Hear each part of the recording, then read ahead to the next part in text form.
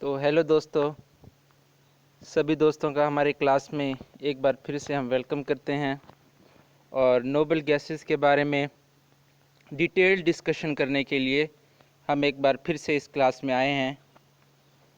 पिछले लेक्चर में हम नोबल गैसेस के इंट्रोडक्शन के ऊपर बात कर चुके थे और हमने कुछ जनरल प्रॉपर्टीज़ एक साथ डिस्कस कर ली थी कि जैसे नोबल गैसेस सारी की सारी कलरलेस होती हैं, ऑर्डरलेस होती हैं, 100% स्टेबल होती हैं, किसी से कोई रिएक्शन करना पसंद नहीं करती। इन सब को ज़ीरो ग्रुप एलिमेंट्स कहते हैं क्योंकि ये ज़ीरो वैलेंसी या ज़ीरो ऑक्सीडेशन स्टेट शो करती हैं अपनी स्टेबिलिटी की वजह से। ठीक, अब हम तमाम गैसेस को हीलियम, नियान, आर्गान, क्रिप्टॉन, जीनॉन और रेडॉन को अलहदा इसी लेक्चर में स्टडी करेंगे और बहुत ही ज़्यादा डिटेल से स्टडी करेंगे। करेक्ट? तो मुद्दे पर आते हैं, लेक्चर स्टार्ट करते हैं। First gas is helium. First gas is helium. Helium जो है, इसके बारे में एक बहुत ही मज़ेदार सी बात आपको बता दूं कि जितनी भी नोबल गैसेस हैं, हीलियम, नियान, आर्गान, क्रिप्टॉन, जीनॉन और रेडॉन, इनमें जो हीलियम है, ये वाकई बहुत स्पेशल है। हीलियम वाकई बहुत स्पेशल है।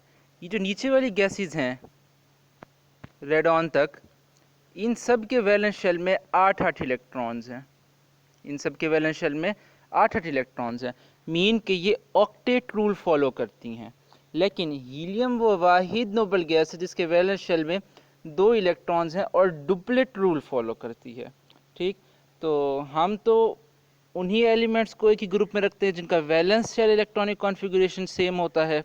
ठीक, तो हीलियम को इधर क्यों रखा? हीलियम को तो ग्रुप 2A में रखना चाहिए था, beryllium, magnesium, calcium, strontium, barium और रेडियम के साथ रखना चाहिए था। इधर क्यों रखते हैं? इसका आंसर ये है कि हम उन एलिमेंट्स को एक ही ग्रुप में रखते हैं जिनकी केमिकल प्रॉपर्टीज़ सेम हों। ठीक, हम इलेक्ट्रॉनिक कॉन्फ़िगरेशन को प्रेफरेंस नहीं करते, हम केमिकल प्रॉपर्टीज़ को प्रेफरेंस देते हैं।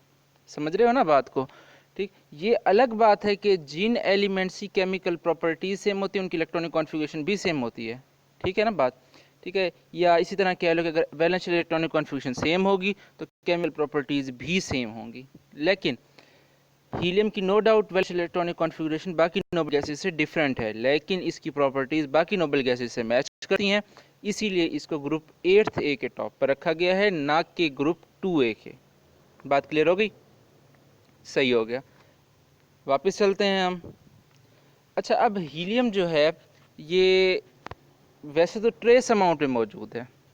हीलियम अर्थ पर वैसे तो ट्रेस अमाउंट में मौजूद है, लेकिन ये आती किधर से है? हीलियम, कोई हीलियम की फैक्ट्री लगी हुई है हवा में, कोई चलो थोड़ी बहुत बन रही है, चलो मान लिया कि कारखाना कमज़ोर होगा, कम प्रोडक्शन दे रहा है, लेकिन कुछ ना कुछ प्रोडक्शन हो तो रही है ना हीलियम की। अब सवाल ये बनता है कि ये हीलियम आई किधर से? ठीक है, तो इसका आंसर ये है कि अर्थ पर रेडियो एक्टिव डीके होता है। मतलब कि एक अनस्टेबल न्यूक्लियस स्टेबल न्यूक्लियस में कन्वर्ट होता है। अनस्टेबल न्यूक्लियस स्टेबल न्यूक्लियस में कन्वर्ट होता है। अब अर्थ पर मुख्तलिफ़ किस्म के रेडियो एक्टिव एलिमेंट्स या रेडियो एक्टिव मेटल्स मौजूद हैं, जिनमें यूरेनियम, ठीक है, और रेडियम मौजूद हैं। ये दो एलिमेंट्स, एक यूरेनियम, दूसरा रेडियम, ये हीलियम के चीफ सोर्सेज हैं।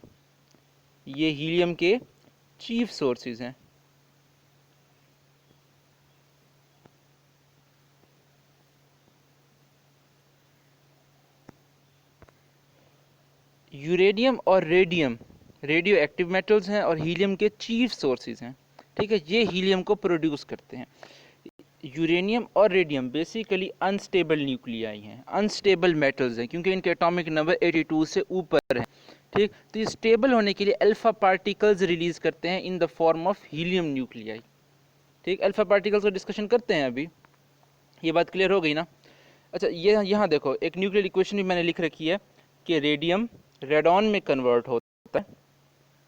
इस इक्वेशन को देखना ज़रा, रेडियम रेडॉन में कन्वर्ट होता है और साथ ही साथ हीलियम न्यूक्लियाई रिलीज करता है। तो इससे अब दो बातें साबित हो गई कि रेडियम जो रेडियम है वो रेडॉन का भी सोर्स है, वो रेडॉन का भी सोर्स है और हीलियम का भी सोर्स है, दोनों का सोर्स है। रेडियम, रेडॉन और हीलियम दोनों का सोर्स है। समझ में रही हो ना बात। हीलियम का एक और सोर्स यूरेनियम भी है, उसकी मैं ये बात करता हूँ। ठीक है, रेडियम का जो रेडॉन है उसका एक और सोर्स यूरेनियम भी है, उसकी भी बात होगी अभी आगे चलकर। तो ये देखो, इस इक्वेशन को मैं ज़रा साफ सुथरा करके लिखता हूँ इधर।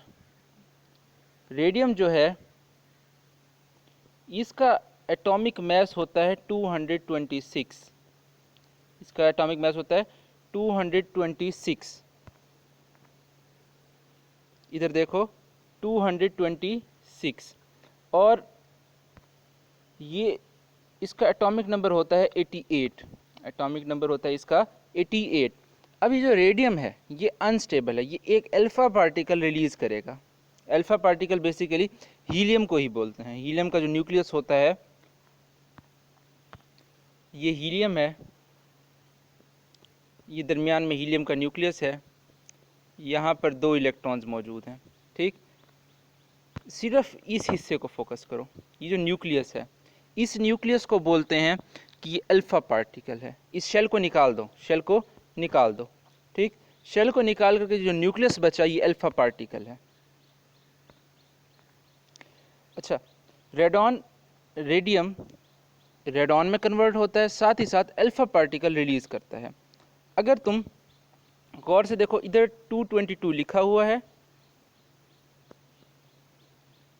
और इधर मैंने 4 लिख रखा है। ठीक है, अब 222 प्लस 4 कितना होता है? 226। यहाँ पर 226 है, इक्वेशन बैलेंस्ड है। अच्छा, इसको देखो, यहाँ पर मैंने 88 लिख रखा है और यहाँ पर 86, इधर 2, 86 प्लस 2 88। ठीक, तो इस तरह से सम के रूल्स को, एडिशन के रूल्स को लगा करके न्यूक्लियर इक्वेशन को बैलेंस किया जा सकता है। समझ रहे हो ना बात को?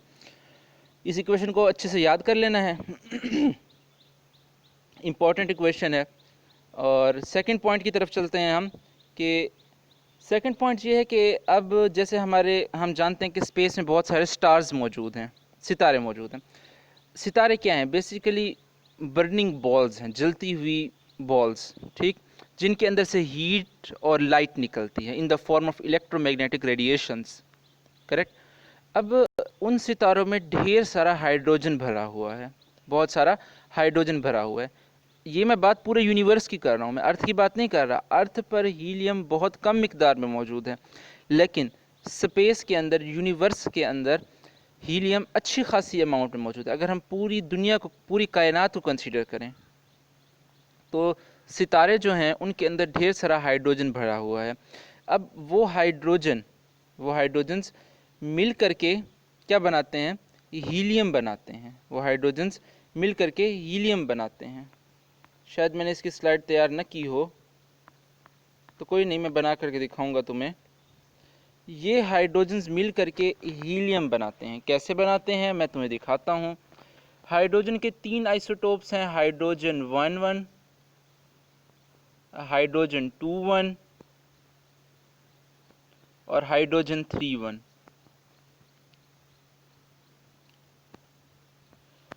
इस वाले आइसोटोप को हम बोलते हैं कि ये प्रोटियम है, ये प्रोटियम है। इस वाले आइसोटोप को हम बोलते हैं कि ये ड्यूटीरियम है। इस वाले आइसोटोप को हम बोलते हैं कि ये ट्राइटियम है, ये ट्राइटियम है। बात समझ रहे हो ना?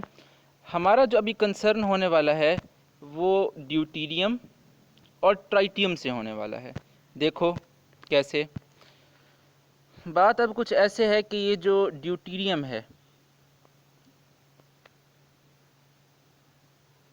2 1 और ट्राइटियम, ये मिलते हैं, न्यूक्लियर फ्यूजन रिएक्शन करते हैं, न्यूक्लियर फ्यूजन रिएक्शन करते हैं, और इस न्यूक्लियर फ्यूजन रिएक्शन के नतीजे में हीलियम वजूद में आती है।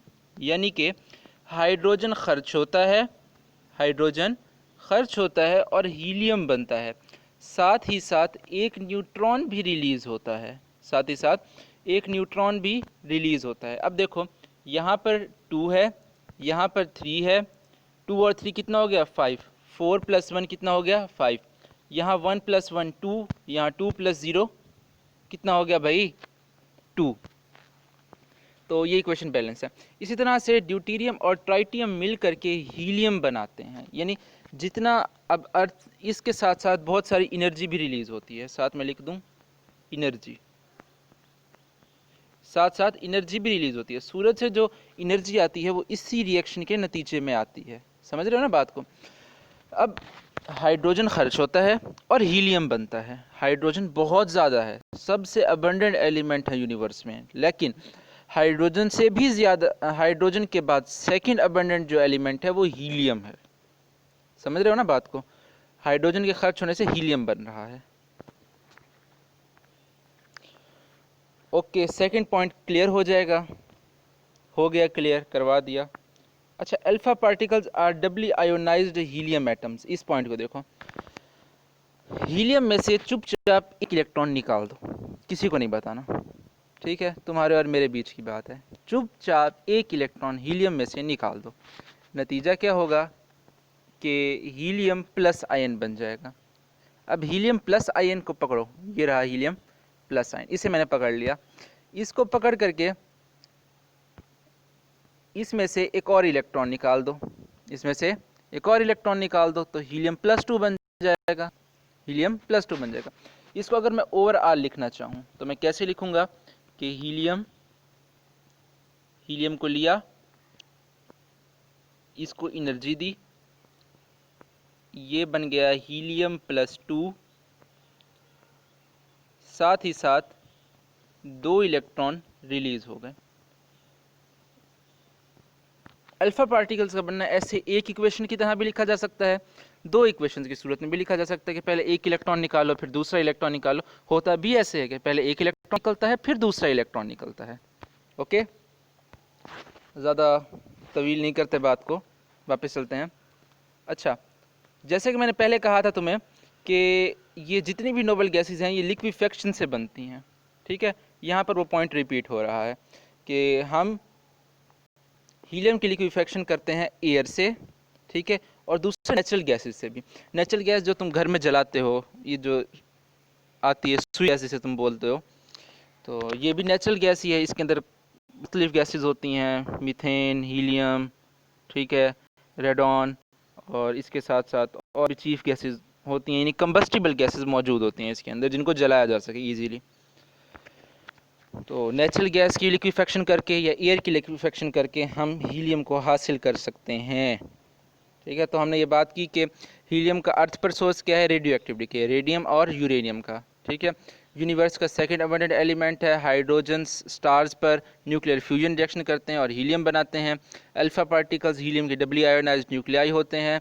हीलियम को हम नेचुरल गैस और एयर की लिक्विफेक्शन करके हासिल कर सकते हैं। बात क्लियर? ओके, ठीक है। अब हम हीलियम के न्यूक्लियर रिएक्शंस की बात करते हैं। डिस्कवरी ऑफ न्यूट्रॉन की तरफ मैं तुम्हें ले चलता हूँ। याद करो, फर्स्ट ईयर में तुमने पढ़ा होगा चैडविक का वर्क, यानी डिस्कवरी ऑफ न्यूट्रॉन। 1932 में चैडविक ने न्यूट्रॉन्स को डिस्कवर किया था, ठीक है। डिस्कवर कैसे किया कि उसने बेरिलियम टारगेट पर, ठीक है। अब इसे बेरिलियम टारगेट क्यों कहते हैं? टारगेट हर वो चीज़ जिसके ऊपर किसी न किसी चीज़ की बम्बार्डमेंट करवाई जाए, ठीक। अगर फॉर एग्जांपल तुम्हारे सामने दीवार है, ठीक है, तुमने बॉल उठाई, दीवार को मारी, अब तुम्हारा टारगेट क्या है? दीवार है ना, ठीक। इसी तरह अल्फा पार्टिकल्स को फेंका गया, बम्बार्डमेंट करवाई गई, बम्बारी करवाई गई अल्फा पार्टिकल्स की बेरिलियम के ऊपर, तो बेरिलियम टारगेट हो गया, समझ रहे हो ना। और अल्फा पार्टिकल्स जिनको फेंका गया उनको हम कह रहे हैं कि इनकी बम्बार्डमेंट करवाई जा रही है। वैसे अल्फा पार्टिकल्स को इस सूरत में हम प्रोजेक्टाइल भी बोलेंगे। जिस चीज़ को फेंका जाए वो प्रोजेक्टाइल, जिस चीज़ पे जाके लगे वो टारगेट। क्लियर? तो जब उसने अल्फा पार्टिकल्स को बेरिलियम के ऊपर गिराया तो उसने देखा कि कुछ रेडिएशंस प्रोड्यूस हो रही थी, कुछ रेडिएशन प्रोड्यूस हो रही थी जो हाईली पेनिट्रेटिंग थी, यानी उसके आगे कुछ भी रख दिया जाए उसमें छेद करके निकल जाती थी। सूरत हाल क्या थी बताऊं तुम्हें। फॉर एग्जांपल ये बेरिलियम है, बेरिलियम टारगेट, ठीक है। इसके ऊपर अल्फा पार्टिकल्स की हुई बम्बार्डमेंट, ये अल्फा पार्टिकल्स की बम्बार्डमेंट करवा रहे हैं। तो इसके नतीजे में उसने देखा कि कुछ रेडिएशंस प्रोड्यूस हुई, कुछ रेडिएशंस प्रोड्यूस हुई, ठीक है। ये रेडिएशंस जो थी वो हाईली पेनिट्रेटिंग थी। हाईली पेनिट्रेटिंग का मतलब कि इनके बीच में कुछ भी रख दो, इनके बीच में कुछ भी रख दो, छेद करके गुजर जाती थी। समझ रहे हो ना बात को? अच्छा, अब ये छेद क्यों करती थी? क्योंकि ये रेडिएशंस न्यूट्रल थी, ये रेडिएशंस न्यूट्रल थी, ठीक। न्यूट्रल चीज़ आसानी से भी किसी चीज़ के अंदर से छेद करके गुजर जाती है। उसने इन रेडिएशंस को नाम दिया कि ये न्यूट्रॉन्स हैं। ये रेडिएशंस क्या हैं? न्यूट्रॉन्स हैं, और ये पार्टिकल्स हैं, ये पार्टिकल्स हैं। क्योंकि छेद तो हमेशा वो चीज़ कर सकती है जो सॉलिड चीज़ हो, ठीक है। वेव्स तो छेद करके किसी चीज़ में से नहीं जा सकती। अब सूरज है, सूरज से रोशनी आती है, कमरे के अंदर तक आती है, तो कमरे की छत को क्या छेद करके आती है? तो आंसर है नहीं। छेद हमेशा वो चीज़ करती है जो पार्टिकल हो। समझ रहे हो ना बात को? ये अलग बात है कि ड्यूअल नेचर ऑफ मैटर तुमने पढ़ रखा होगा कि मैटर के अंदर वेव और पार्टिकल दोनों की प्रॉपर्टीज़ होती हैं। तो इसी वजह से हमने पहले से कहा कि ये रेडिएशंस हैं, बाद में डिस्कवर हुआ कि ये पार्टिकल्स हैं। तो यहाँ पर न्यूक्लियर इक्वेशन भी हमने लिख रखी है। बेरिलियम और हीलियम का रिएक्शन हुआ और कार्बन 12 बना, कार्बन 12 बना। कार्बन के 3 आइसोटोप होते हैं, कार्बन 12, 13 और 14। इस रिएक्शन में कार्बन 12 बन रहा है, ठीक है। इधर देखो, यहाँ पर 9 + 4 है, और इधर 12 + 1, 9 + 4 13, 12 + 1 13। नीचे वाली साइड पर देखो 4 2 6 6 और ये 0। अच्छा, न्यूट्रॉन के नीचे वाली साइड पर 0 क्यों लिखते हैं? ओ, ये मैं बताता हूँ तुम्हें।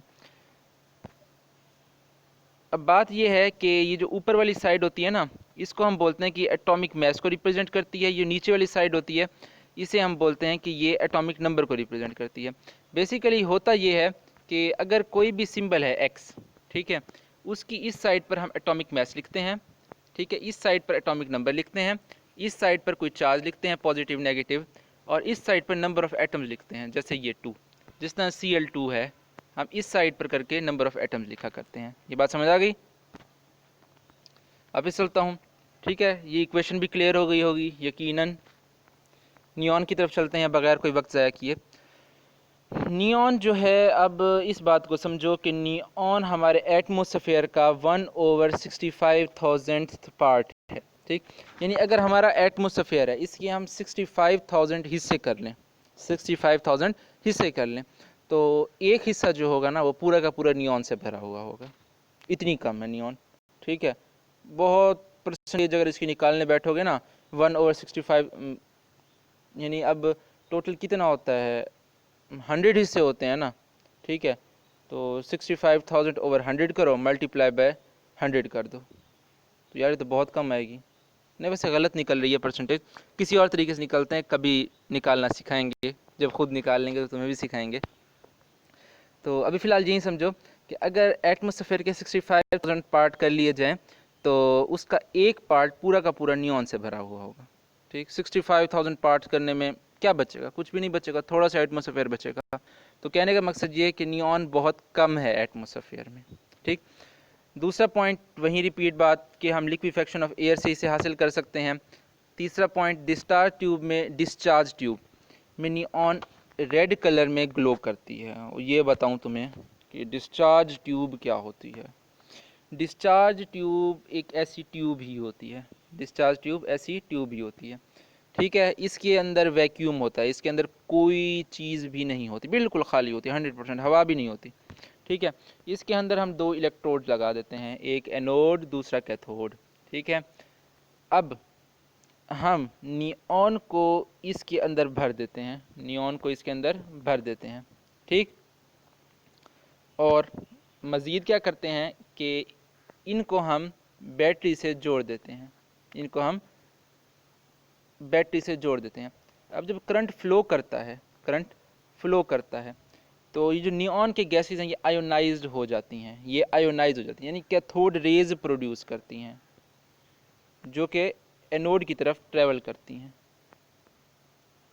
ठीक है, ये प्लस वाला हिस्सा एनोड और ये जो नेगेटिव वाला हिस्सा है ये कैथोड। ठीक है, तो रेड कलर की ग्लो इमिट होती है, रेड कलर की ग्लो प्रोड्यूस होती है। आजकल नियॉन बल्ब्स भी तुम्हें मिल जाएंगे मार्केट में, जो रेड कलर के बल्ब्स होते हैं उनके अंदर नियॉन भरी भी होती है क्योंकि रेडिश ग्लो इमिट करती है नियॉन। ये अलग बात है कि रेडिश ग्लो इमिट क्यों करती है, वो एक अलग बहस है। ठीक हो गया, ये बात समझ आ गई कि डिस्चार्ज ट्यूब में रेडिश ग्लो इमिट होती है। डिस्चार्ज ट्यूब क्या होती है, कैसे होती है, वापस चलते हैं। अच्छा जी, अगला पॉइंट है कि नियॉन जो है, लिक्विड नियॉन, ठीक है, ये पॉइंट, इसकी जो रिफ्रिजरेटिंग कैपेसिटी है वो 40 टाइम्स ज़्यादा है लिक्विड हीलियम से। लिक्विड हीलियम का एक यूज़ भी है, यानी हीलियम को लिक्विफाई कर लिया जाए। हीलियम का मैंने बताया कि मेल्टिंग पॉइंट बहुत लो है, मेल्टिंग पॉइंट भी बॉइलिंग पॉइंट भी काफ़ी लो है। बॉइलिंग पॉइंट उसका गालिबन होता है -270, यानी अगर ठंडी हीलियम है, लिक्विड फॉर्म में हीलियम मौजूद है, उसके अंदर तुम हाथ डालो तो तुम्हारा हाथ जम जाएगा, पक्की गारंटी है। ठीक, तो इतनी ठंडी होती है लिक्विड हीलियम। तो लेकिन जो लिक्विड नियॉन है, ठीक है, इसका जो मेल्टिंग बॉइलिंग पॉइंट है ये हीलियम से कुछ ना कुछ ज़्यादा ही होता है, लेकिन इसकी रिफ्रिजरेटिंग कैपेसिटी जो है, ठंडा करने की जो कैपेसिटी है, ठंडा करने की जो कैपेसिटी है वो लिक्विड हीलियम से ज़्यादा है। क्यों ज़्यादा है? क्योंकि हीलियम जो नियॉन जो है, नियॉन, ठीक है, वो बहुत जल्दी गैसेस फॉर्म में कन्वर्ट होना चाहती है। मतलब कि ये जल्दी चाहेगी कि हीट एब्जॉर्ब करे और गैसेस फॉर्म में चली जाए। ये हीलियम की निस्बत, हीलियम भी चाहेगी ऐसा, ये नहीं कि हीलियम नहीं चाहेगी, नियॉन भी, हीलियम भी चाहेगी, लेकिन नियॉन इससे ज़्यादा चाहेगी। नियॉन बहुत जल्दी हीट एब्जॉर्ब कर लेगी। ठीक, और ये जो नियॉन है इसकी हीट ऑफ वेपराइजेशन ज़्यादा होती है, यानी इसको वेपराइज होने के लिए ज़्यादा हीट चाहिए, तो ज़्यादा हीट एब्जॉर्ब करेगी, ज़्यादा हीट एब्जॉर्ब करेगी तो ज़्यादा ठंडक प्रोड्यूस करेगी। जबकि हीलियम जो है, ठीक है, हीलियम की हीट ऑफ वेपराइजेशन होती है कम। ठीक, तो वेपराइज होने के लिए इसे कम हीट चाहिए, जब कम हीट एब्जॉर्ब करेगी तो उतनी ज़्यादा ठंडक नहीं होगी, तो नियॉन के केस में ठंडक ज़्यादा होगी। ठीक है, कितनी ज़्यादा होगी? 40 टाइम ज़्यादा होगी। तो इसको हम इस्तेमाल कहाँ करते हैं? जब हम न्यूक्लियर फिशन रिएक्शंस करते हैं तो उसके नतीजे में हीट रिलीज़ होती है, न्यूक्लियर फिशन रिएक्शन के नतीजे में हीट रिलीज़ होती है, तो उसको हमें ठंडा करके रखना पड़ता है। ठीक है, कि कहीं हमारा सिस्टम पिघल ही ना जाए। उसको ठंडा करने के लिए हम लिक्विड हीलियम का इस्तेमाल करते हैं, लिक्विड हीलियम का इस्तेमाल करते हैं। ये बात क्लियर? आगे चलते हैं। नियॉन का भी इस्तेमाल कर सकते हैं क्योंकि नियॉन की जो रेफ्रिजरेटिंग कैपेसिटी है, मैंने बताया क्यों ज़्यादा है, क्योंकि नियॉन का हीट ऑफ वेपराइजेशन ज़्यादा है, वेपराइज होने के लिए उसे ज़्यादा हीट चाहिए, जब ज़्यादा हीट चाहिए तो ज़्यादा हीट एब्जॉर्ब करेगी, जब ज़्यादा हीट एब्जॉर्ब करेगी तो ज़्यादा ठंडक। करेक्ट। आगे चलते हैं आर्गन की तरफ। आर्गन एक कलरलेस और अडरलेस गैस है। ठीक, आइंस्टाइन भी इसे नहीं पहचान सकता कि ये दुनिया के किस कोने में मौजूद है। ठीक है, आल्दो वो कहता था कि दुनिया में जो चीज़ जहाँ मौजूद है मैं उसे सूंघ करके बता सकता हूँ, लेकिन आइंस्टाइन ये हरगिज़ नहीं बता सकता कि यहाँ पर आर्गन मौजूद है। तो ये कलरलेस और ऑर्डरलेस गैस है। तमाम नोबल गैसेस ही कलरलेस और ऑर्डरलेस होती हैं। वेरी इनर्ट, बहुत ही ज़्यादा इनर्ट है। इसका रिएक्शन अभी तक कोई डिटेक्ट नहीं हो सका है। आर्गन का रिएक्शन अभी तक कोई डिटेक्ट नहीं हो सकता। नियॉन का रिएक्शन ऑलमोस्ट इम्पॉसिबल टाइप का है, हीलियम खुद रिएक्शन करती ही नहीं है। आर्गन का अभी तक कोई रिएक्शन फिलहाल डिटेक्ट नहीं हो सका है। ठीक है, obtained as a by product during liquefaction of air. Liquefaction of air से हम हासिल कर लेते हैं, क्या करते हैं कि एयर को एक कंटेनर में लिया, टेम्परेचर को डिक्रीज़ किया, प्रेशर को इंक्रीज़ किया, लिक्विड फॉर्म में आ गई एयर, उसे हीट करना शुरू किया। सबसे पहले हीलियम निकलेगी, फिर neon, argon, krypton, xenon, capture करते जाओ, लेते जाओ। ठीक, पिछले लेक्चर में हम बता चुके हैं।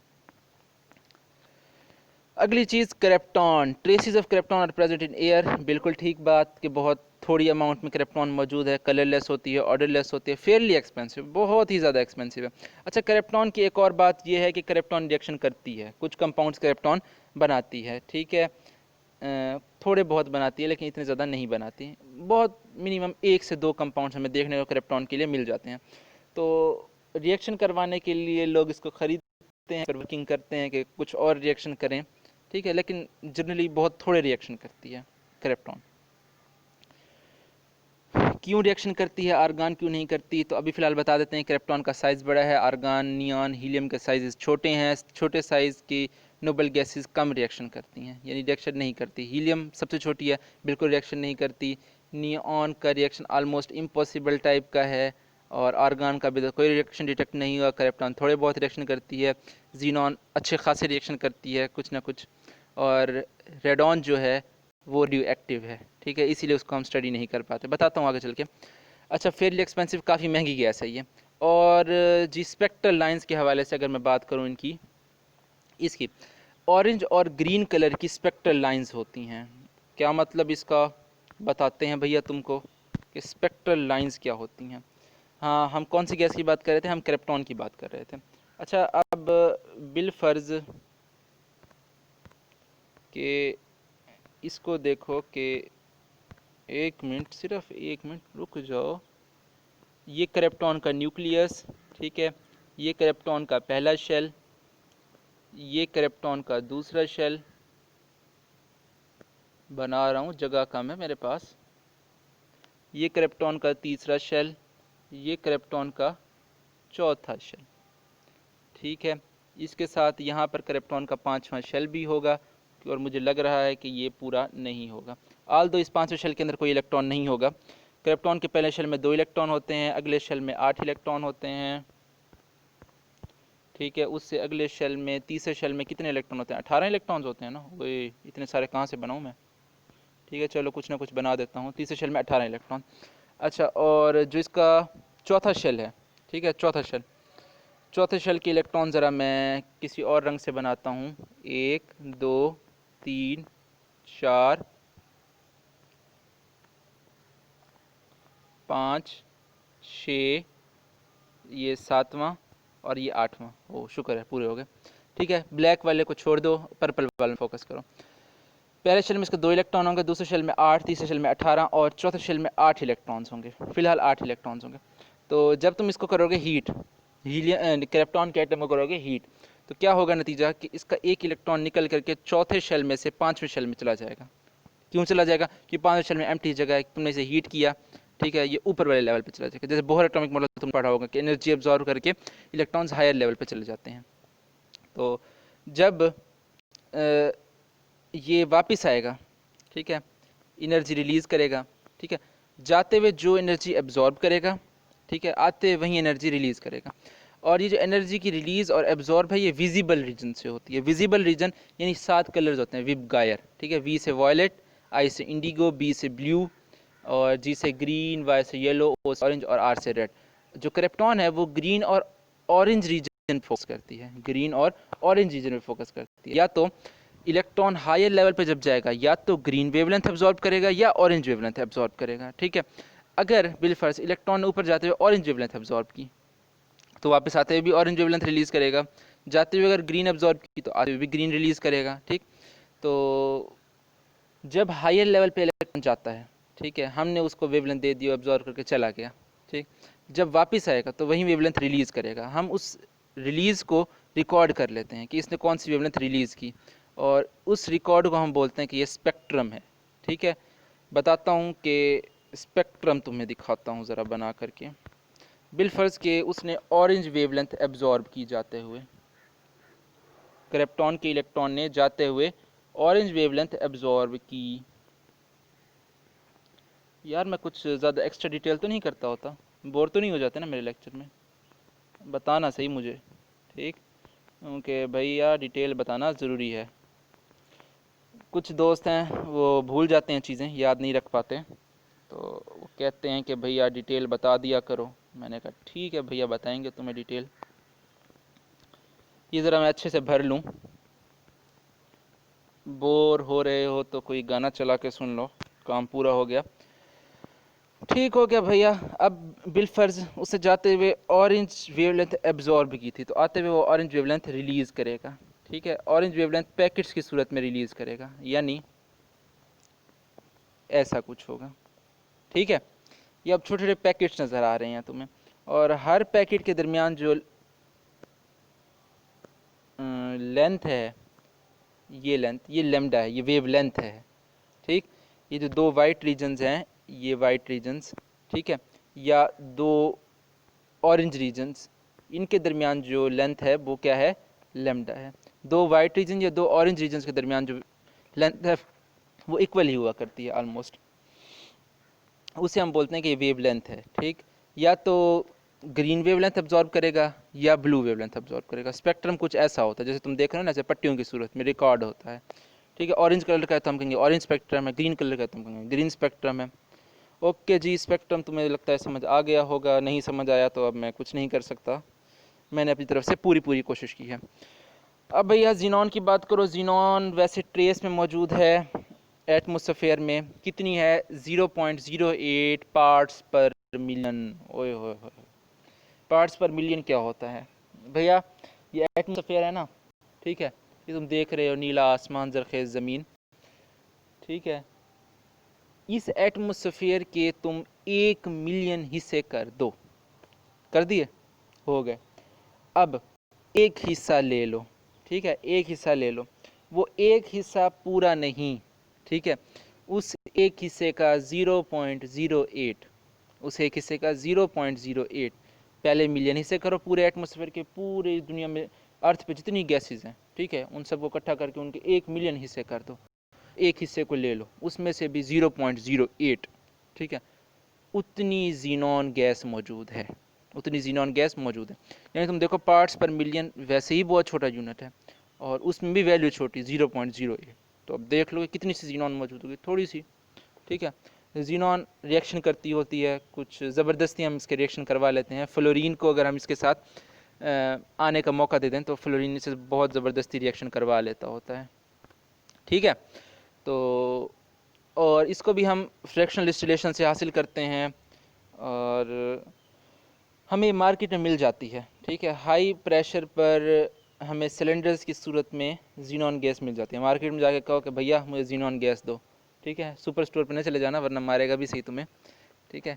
तो जो केमिस्ट की लैब हैं, अक्सर यहाँ पर ड्रग मार्केट है मेरे ख्याल से, कैंट से मिलती हैं मेरे ख्याल से, शायद मुल्तान में केमिकल्स मिल जाते हैं, तो चले जाओ तुम किसी अच्छी दुकान पे जहाँ पर केमिकल्स अवेलेबल हों, वहाँ से जाकर तुम्हें जीनॉन मिल जाएगी, ठीक है। सिलेंडर्स के अंदर होगी, ये हाईली प्रेशराइज्ड फॉर्म में मौजूद होगी और ये जो है फ्लोरीन के साथ रिएक्ट करती है। मैंने बताया कि फ्लोरीन हाईली रिएक्टिव है, फ्लोरीन को जीनॉन के साथ आने का बस तुम मौका दे दो, ठीक है, फ्लोरीन ऐसी की तैसी फेर के रख देगा जीनॉन की। जीनॉन बेसिकली बेशक स्टेबल है लेकिन बस आने का मौका दे दो फ्लोरीन को, फ्लोरीन ने ऐसी की तैसी फेर देनी है, ठीक है। फ्लोरीन हाईली रिएक्टिव है, जीनॉन बेशक इनर्ट है, उसको भी कुछ ना कुछ साथ मिला लेता है फ्लोरीन। अब वाटर जो है, वाटर स्टेबल मॉलिक्यूल है H2, ठीक है, जीनॉन के साथ कोई रिएक्शन नहीं करता, ठीक है, क्योंकि इतना ज़्यादा रिएक्टिव नहीं है। फ्लोरीन बहुत ज़्यादा रिएक्टिव है, जीनॉन की ऐसी की तैसी फेर देती है। अच्छा, और जीनॉन वाटर के अंदर बहुत कम सॉल्युबल है। वैसे तो नोबल गैसेस कम ही सॉल्युबल होती हैं क्योंकि नॉन पोलर होती हैं, लेकिन down group solubility generally increase करती जाती है, down the group solubility increase करती जाती है क्योंकि साइज इंक्रीज करता है और पोलराइजेबिलिटी इंक्रीज करती है। पोलराइजेबिलिटी भाई मैंने बताया है पिछले लेक्चर में, बहुत डिटेल से बताया, अगर अभी बताऊंगा, फिलहाल भी 30-35 मिनट हो चुके हैं लेक्चर के और बहुत ज़्यादा लंबा चला जाएगा लेक्चर, ठीक है। तो down the group solubility increase करती है, क्यों इंक्रीज करती है, क्योंकि पोलराइजेबिलिटी इंक्रीज करती है। जब पोल्स अच्छे खासे बनेंगे, वाटर पोलर है, ठीक है, पोल ज़्यादा होंगे तो उनको अट्रैक्ट करके अपने अंदर डिजॉल्व कर लेगा। स्लाइटली सॉल्युबल है, अगर 1 लीटर है, 1 लीटर पानी लें, 20 डिग्री सेल्सियस पर 1 लीटर पानी लें और उसके अंदर से जीनॉन पास करें तो सिर्फ 110 मिलीलीटर, ठीक है, 110 मिलीलीटर जीनॉन डिज़ोल्व हो सकती है, इससे ज़्यादा डिज़ोल्व नहीं हो सकती, ठीक है। तो आगे चलते हैं हम फर्दर रेडॉन के ऊपर भैया, ठीक है। 40 मिनट से पहले पहले इंशाल्लाह मैं लेक्चर ख़त्म कर दूंगा। रेडॉन जो है जो अल्फ़ा डीके से वजूद में आती है, रेडॉन जो है अल्फ़ा डीके से वजूद में आती है रेडियम की। मैंने बताया कि ये जो रेडियम है, ये रहा रेडियम, ठीक है, इसका अल्फ़ा डीके होता है, यानी अल्फ़ा पार्टिकल्स को रिलीज़ करना बेसिकली करता है अल्फ़ा डीके, और ये रेडॉन में कन्वर्ट हो जाती है, ठीक है। इक्वेशन बैलेंस है, मैंने पहले भी बताया हीलियम में, और एटमॉस्फेयर में ट्रेसेस की सूरत मौजूद है, बहुत कम मौजूद है, ये भी कलरलेस ऑर्डरलेस होती है और लिक्विफेक्शन ऑफ एयर से हम इसको हासिल करते हैं, ठीक है भाई। ये मैंने पॉइंट्स की सूरत में सारा कुछ लिखा हुआ है, ठीक है, इसको तुम नोट करना अच्छे से और या स्क्रीनशॉट लेना। पेपर में अगर इसी तरह लिखोगे तो तुम्हारा एक मस्त किस्म का लॉन्ग क्वेश्चन, अलग-अलग है तो शॉर्ट क्वेश्चन, बेहतरीन किस्म का, ठीक है, कोई बाप का बेटा तुम्हारा नंबर नहीं काट सकता, वो सॉरी गलत ज़बान, ठीक है, कोई भी एग्जामिनर तुम्हारा नंबर नहीं काट सकता अगर पॉइंट्स की सूरत में लिखोगे। शॉर्ट क्वेश्चन में आए तभी पॉइंट्स की सूरत में लिखो, ठीक है। पॉइंट्स की सूरत में लिखने का फ़ायदा ये होता है कि हर चीज़ वाज़े तौर पर सामने सामने मौजूद होती है, ठीक। देखते ही बंदे को पता लग जाता है कि भाई 4 पॉइंट्स हैं, ठीक है, ओके 2 नंबर डाल दो। तो इसी के साथ साथ हमारा लेक्चर भी ख़त्म हुआ। मज़ा तो काफ़ी आ रहा था लेक्चर में मुझे बोलने का, लेकिन क्या करें, टाइम ख़त्म हो रहा है। फिर मिलेंगे हम अगले क्लास में।